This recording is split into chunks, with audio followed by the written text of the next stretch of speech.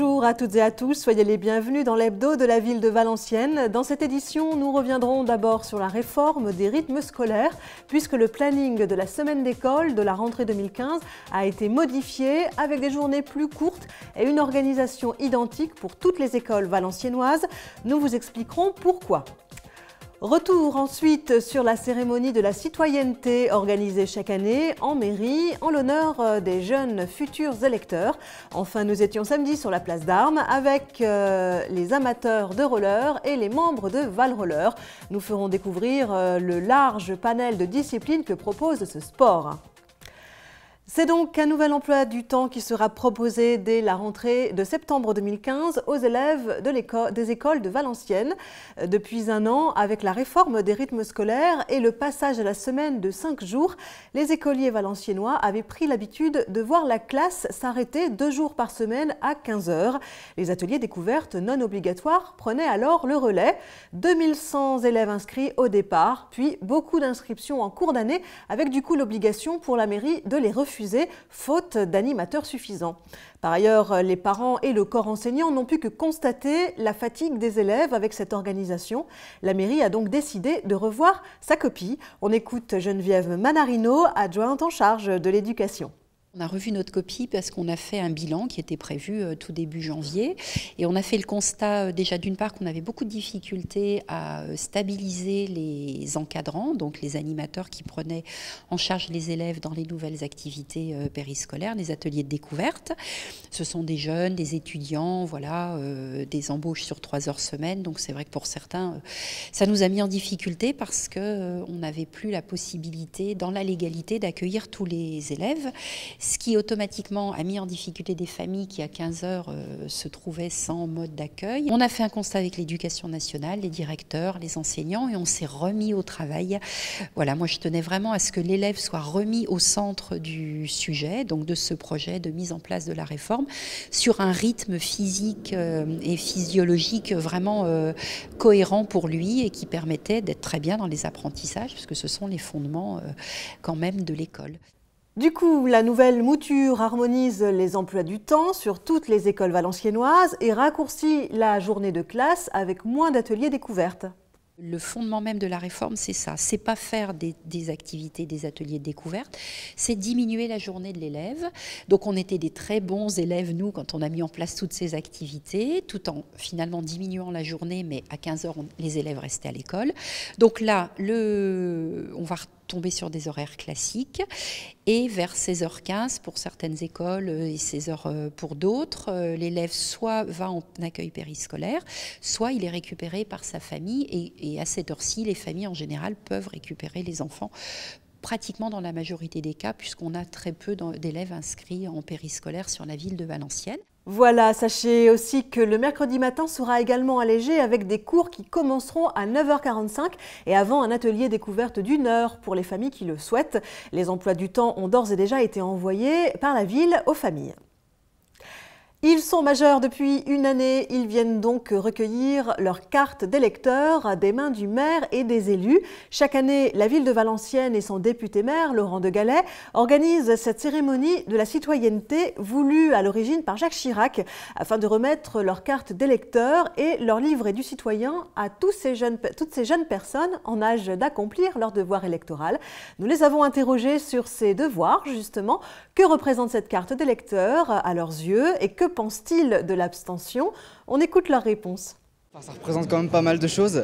On va enfin avoir le droit de voter, le droit de donner notre avis. Et je pense que c'est assez important, surtout actuellement. Vous vous intéressez déjà à la politique? Oui, j'ai déjà pu voter aux dernières élections. J'avais déjà reçu une carte, mais j'ai quand même voulu venir pour marquer le coup, en fait, en quelque sorte. Mais oui, donc c'est une réelle importance.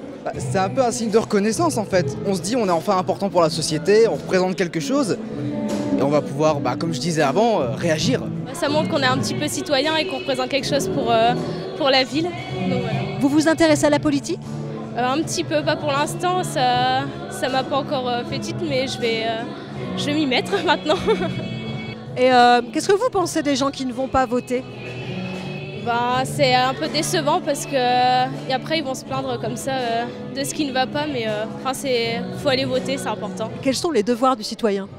Les devoirs du citoyen, participer à la vie collective de son pays et surtout de devoir d'aller voter surtout, de soutenir ses idées.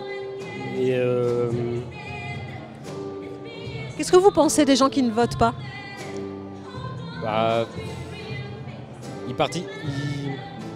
ils fuient, je sais pas, ils participent pas.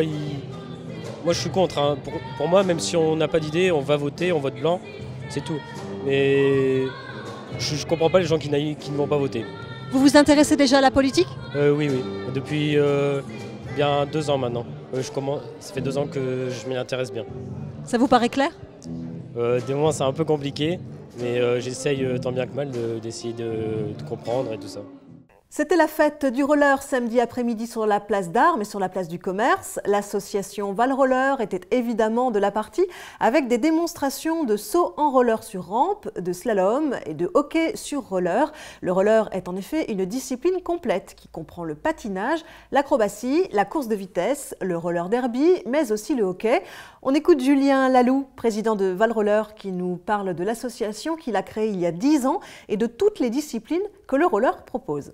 En 10 ans, on a vachement évolué puisque depuis, on a une section loisirs enfants, une équipe de hockey comme le hockey sur glace mais en roller qui s'appelle les Red Rabbits. On a une équipe de roller derby qui s'appelle The Lady Derby et on a également une section vitesse, donc je suis l'entraîneur avec des jeunes qui participent au championnat de France en salle, qui font le championnat de France marathon, des champions régionaux, enfin voilà.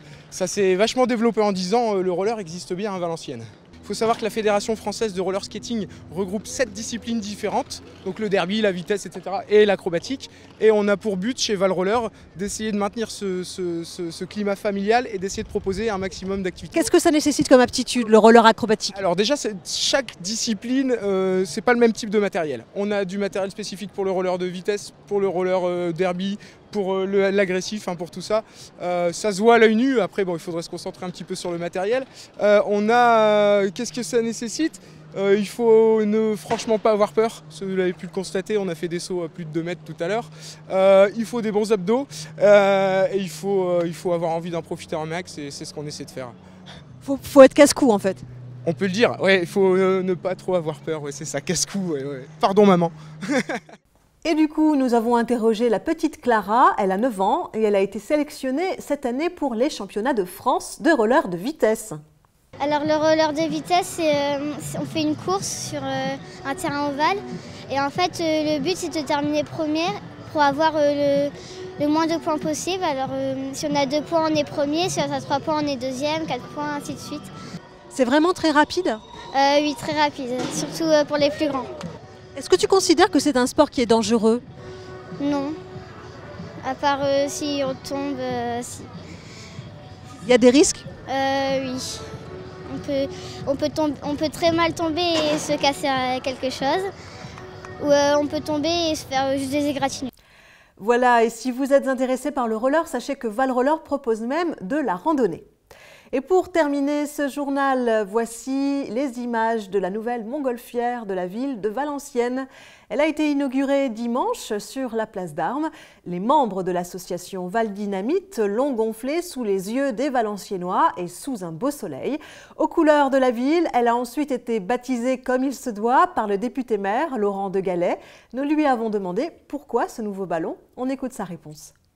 C'est un peu à la demande de Val Dynamite qui, tous les ans finalement, consulte les différents partenaires afin de regarder si on peut faire un gros travail parce que les ballons volent relativement souvent et l'enveloppe s'abîme très vite. Et puis la ville en 10 ans, elle a changé, elle a évolué, elle a changé sa charte graphique également, son logo. Et donc c'était l'occasion de profiter de réparer cette coque qui était un peu vieillissante et puis d'y apposer la nouvelle griffe et la nouvelle signature de la ville de Valenciennes. Et puis dans l'histoire, Jean-Louis Borloo, c'est l'une des premières manifestations qui l'a accompagné, qui l'a aidé. À l'époque, Valenciennes était durement touchée et les gens regardaient leur godasse. On avait perdu un peu cette fierté. Et l'idée, c'est comment on va aider les gens à lever la tête et à retrouver cette forme de dignité. Et Valenciennes Dynamique, c'est pas simplement les ballons qui volent, c'est aussi un groupe d'entreprises, de partenaires qui se regroupent, qui font du business et qui profitent effectivement de cette passion pour faire du business. Eh bien, c'est à cette époque-là que le premier ballon Ville de Valenciennes a été lancé et que les Valenciennois ont pu commencer à relever la tête et à retrouver cette forme de fierté. Et je crois que 25 ans plus tard, le clin d'œil, il est très symbolique et très sympathique. Et comme chaque semaine, voici quelques idées de sortie pour votre week-end. On commence avec cette nouvelle balade musicale proposée par la ville de Valenciennes qui vous présente samedi 25 avril Calvin Cross sur la place d'Armes. Dès 16h, vous pourrez entendre les chansons de ce jeune artiste de pop variété valenciennoise. Et puis du 24 avril au 20 juin à la Galerie H du Siège, allez observer les œuvres de Didier Demozet. Ces toiles sont réalisées d'un coup, en une seule fois. Ces couleurs sont pures, jamais mélangées. À découvrir, c'est à l'H du Siège et c'est gratuit. C'est la fin de ce journal. Merci de nous avoir suivis. Excellente semaine à tous.